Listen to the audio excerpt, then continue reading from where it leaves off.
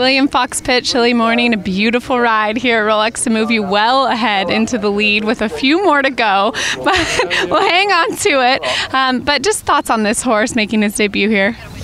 Well, it's he's an exciting horse, and I've had him for a year now. He's produced back home by Nick Gauntlet, who's done a superb job with him.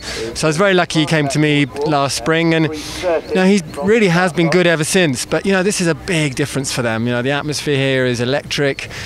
So many more people, massive difference to Pose. So a different track. But he's got. I've got to give it a go.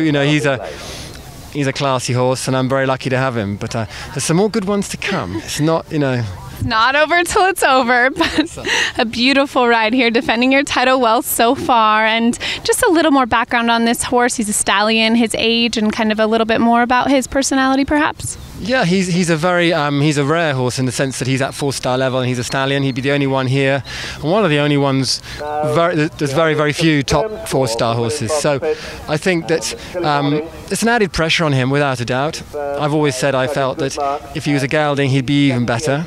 But he's got an amazing presence, and he loves being in there and says, "Look at me." All the way, I'm the king. And when you're riding that sort of horse, it's a great feeling.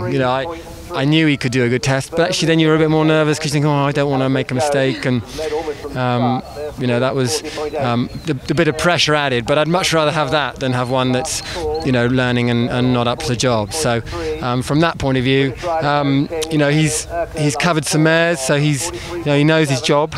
But he's got an amazing temperament, and he's travelled over here with all the other horses from the UK.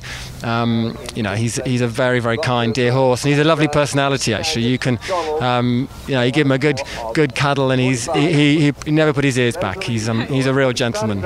Well, you had a brilliant test in there. Did you think you were going to score a 33? I hoped it would be honest. It would be in the 30s. So no, as it was going, I was thinking, God, this is going quite well, as you do. And I had a little sneaky preview at the board once and thought, okay, right, In that moment, do you think stop thinking that? Stop. I'm going to make mistakes now. Don't look. You can't help but look, and otherwise it can be quite demoralising. But I thought it was worth the risk. But I did feel very confident, and hopefully he'll finish on that mark. It would be very exciting. But as you know, things change a lot here, and there's some big questions. There's a superb course out on for tomorrow. Lots of skinnies and turns and distances that need to be thought about. And I'm looking forward to riding him. He's fitting well, and the footing is amazing considering that rain we had on Wednesday. Sure. You chose to ride him second tomorrow. Reasons for that? I think that I know Sea Cookie so well.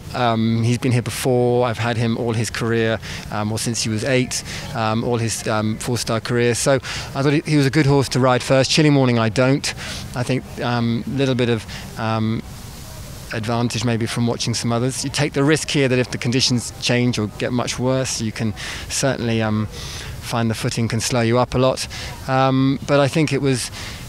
I hope it was the right thing. Also, chilly morning, he was first to go in Pau last year. He was number 1, and that's not a slot that us guys like. And I thought, what, I can't do that to him again.